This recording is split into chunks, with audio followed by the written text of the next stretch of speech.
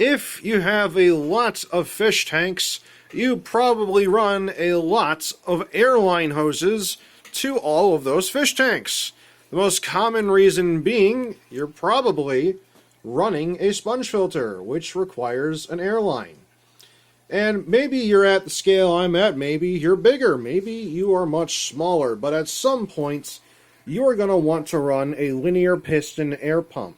Now, all of that glitters is not gold. And there's actually a lot of really garbage linear piston air pumps on Amazon. Some of the good ones, you're going to have to go through a distributor to get, like the one that I have. But we're not really here to talk about the air pump itself necessarily, but more so an important detail that sometimes gets overlooked when making the switch from these diaphragm air pumps to a linear piston air pump. You see, unlike a diaphragm pump, which diaphragms, it's just like they say, they got a little rubber diaphragm that moves back and forth. Eventually those crack and break and you don't get any more airflow through them. And due to the maintenance costs of these things, basically fixing the diaphragm is essentially the cost of just buying a whole new air pump, which is really ridiculous, but it is what it is. You've probably been tempted to go to a linear piston air pump, and that's a great option. There's a little bit more work involved in terms of getting it set up to make sure everything runs properly, but in this particular video, I want to go over one very special component that gets overlooked, I feel, especially if you're running at a scale like what I've got. Now, despite the fact that I've got 1, 2, 3, 4, 5, 6, 7, 8, 9, 10, 11 fish tanks in this room, and each of those fish tanks have a line going down powering a large sponge filter, that is actually not enough airflow. So what I mean by that is a linear piston air pump creates pressure in the system that you build around for it, where all those airlines are connected to. And when you have too much pressure built up, you can damage the linear piston air pump because there's too much pressure in the system that the pump is fighting against. So the logical solution is use more airlines. That's one way you can fix the problem. The more air that's being used, the less pressure there is in the system. You kind of want to balance that out.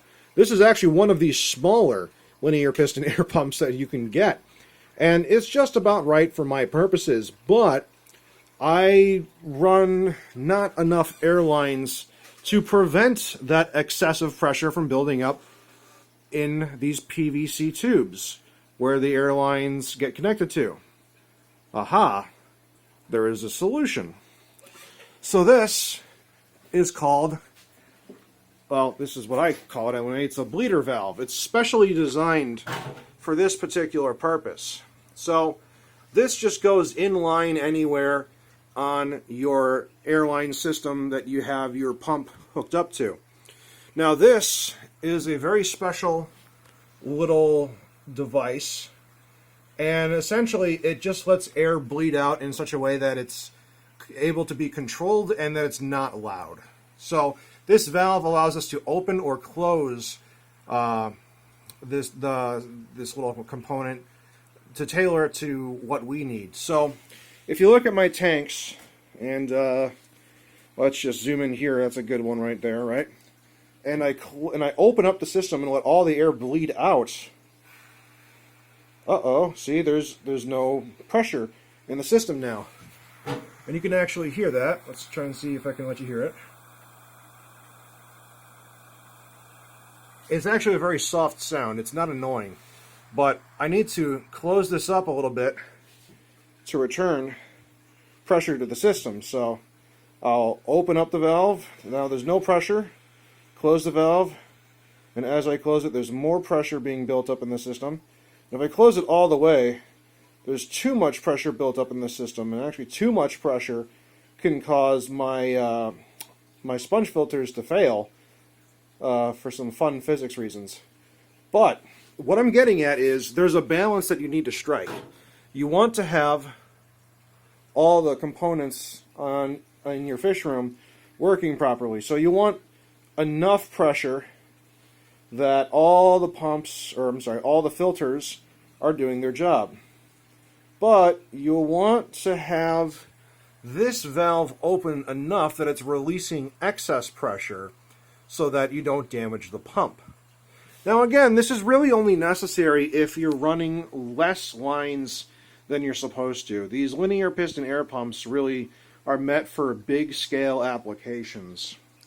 And when you don't run at that scale, that, like I was saying before, that excess pressure that builds up in the line, that piston is fighting against, and you're going to damage it. So that's one reason why some linear piston air pumps prematurely fail, is you don't have enough air coming out of the system.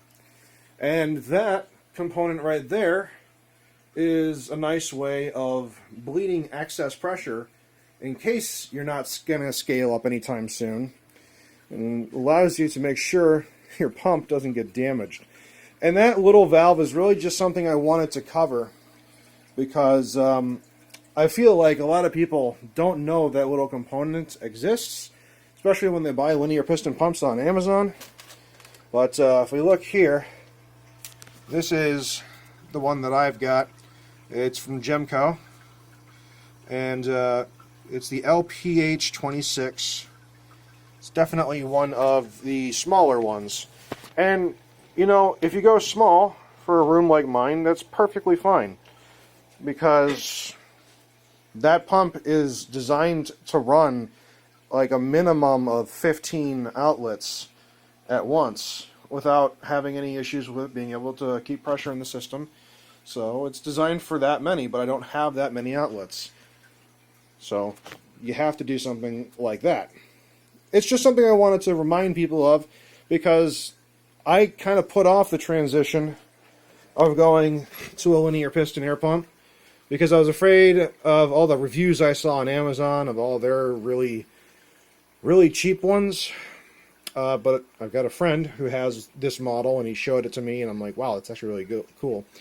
And he walked me through a lot of that stuff, and I just wanted to impart some of the wisdom that I had learned along the way and from him to you guys. So if you guys are ready to make the jump from diaphragm to linear piston, just keep that in mind, that you need to bleed excess pressure if you're not using as many lines as that pump is rated for. There's a minimum amount of pressure of air lines you're supposed to use, and that's dependent on the model that you get. So, hope that helps.